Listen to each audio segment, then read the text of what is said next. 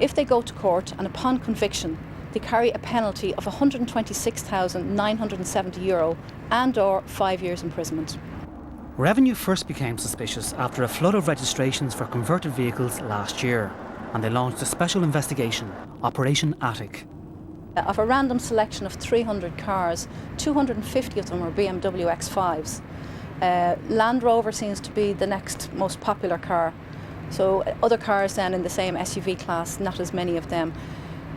On a figure, it's very hard. Maybe of the commercial vehicles in the luxury class, maybe 30% are wrong. But again, that's a very loose figure. Revenue officials believe that hundreds of people are involved in the car conversion scam. As we've seen, 52 people, most of them businessmen, have already been caught red-handed.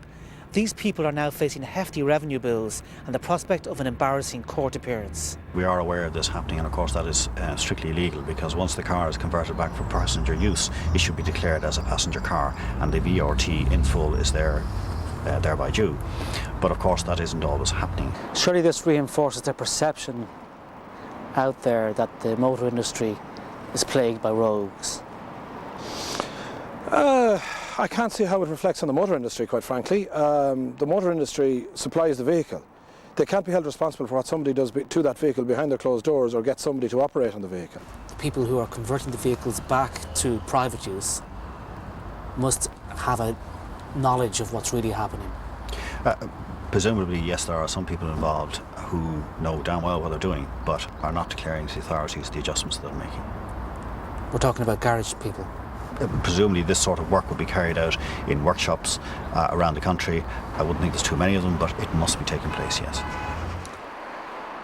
A report there from Barry O'Kelly. Cyril McHugh, just ending Barry's piece there. It's quite clear that there are people in the motor industry who are willing to do this to cars, who are willing to be part of the scam. Well, I would hate to think they are members of the SIMI, and certainly we deplore this kind of activity.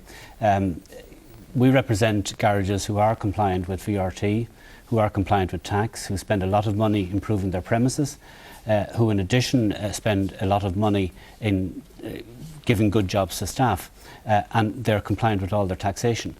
This kind of activity is undermining those people.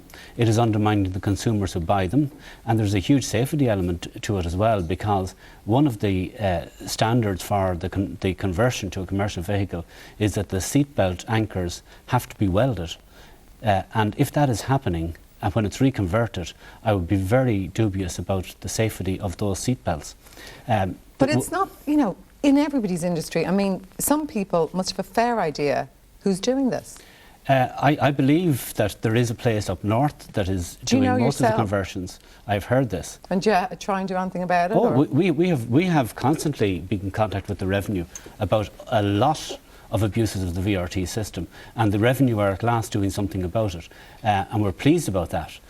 But with regard to the Society of the Irish Motor Industry, we would like to see licensing of garages, because at the moment anyone can sell a vehicle. There is no statutory body that has to confirm the person as a car seller or not. We would like to see that, but we'd also like to see the statutory bodies who are there, such as the Revenue, the Gardaí and the county councils, implementing the powers they have. But does the industry have any responsibilities itself? I mean, you're blaming everybody else there. What's your responsibility? Our responsibility is with regard to our own members, and we have a complaints procedure whereby consumers can complain about our members. But let me bring in Michael Kilcoyne. The statutory responsibility is with the Revenue. Okay, we'll come back to that.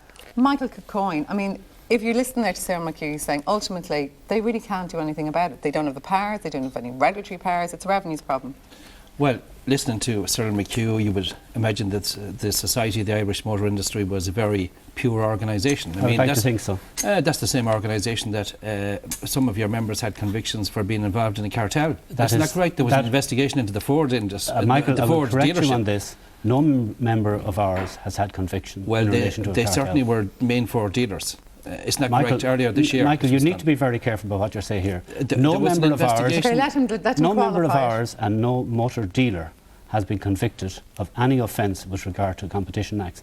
The Competition Authority investigated for 3 years, and no motor dealer has been convicted. There was one conviction who was not a motor dealer and not a member of the SMI. Just to correct you on that. It was a conviction in relation to the car industry, the motor industry. what I want to say really is that the garages have a responsibility in this, because they have colleagues in Northern Ireland that are involved in the same thing, and there is no doubt about it. The number of vehicles involved, can it be coming across the border? Some of them has to be happening on this side, and there are many other things in the motor repair industry, like clocking of cars. Absolutely. Okay, We so are it brings par- up clocking of cars, actually, because I've had you in here before, Sarah, discussing I clocking of par- cars. I mean, that scam yes. is still there, Oh, still it rampant. absolutely is, and there is no doubt about it. And as Michael quite rightly said, a large element of that is coming from imported cars. And I'm not against imported cars. A lot of our members are importing cars and doing it legally. But there is a large element of clocking, an increasing element of clocking going on, and we would like to see it stopped. But we would like to see the act of clocking being made illegal. It is not illegal at the moment. It's not illegal to clock cars at the moment, illegal but to it is sell illegal one. to No, sell yeah. it on. Yeah. And it means that the customer, in many cases, is being sold false product. If, for example, you have a car and you're sold it with 50,000 miles, that car may have done 100,000 miles. Now, back in the olden days, you got the logbook with the car, it gave you the record of all the previous owners. You could pick up the phone, ring the guy, ask him how many miles run his car. Michael, going to the motor industry, I mean, it seems amazing that apparently the NCT checks a car, right, discovers through its own database that it's been clocked, but under data protection legislation, they can't inform the owner of that. That's correct. That seems ludicrous. But that's government regulations, and it means that, like earlier in the programme, you talked about all the broken promises that there has been. This is more areas where legislation was promised and it wasn't implemented. And these are very simple things to do. A clerical officer before her lunchtime would have done, never mind a minister that's been paid a huge salary. I would like to agree with Michael on that, that we abhor anyone who clocks a car.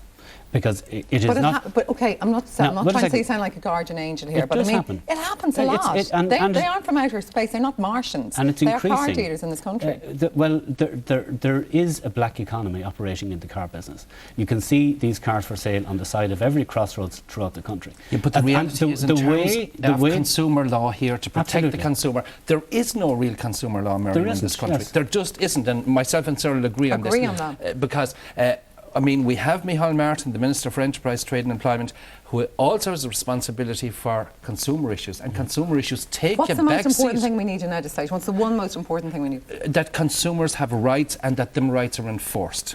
That's the most important issue. Otherwise, consumers have to go through the red tape of going to court, waiting months. From an SIMI there point should of view, be enforcement. From an SIMI point of view, we have a complaints procedure that is very effective in dealing with complaints against any of our members. If we found a member that was involved in clocking, we would start procedures to expel But in them many from cases, society. a member never finds out that his car has been clocked. We've got to leave there, finds gentlemen. out. Thank you both very much for coming in tonight. And that's all we have time for tonight. The next news on RT is News on 2 at 11:05. We're back at the same time on Tuesday. Until then, from everybody in the programme, have a very good night.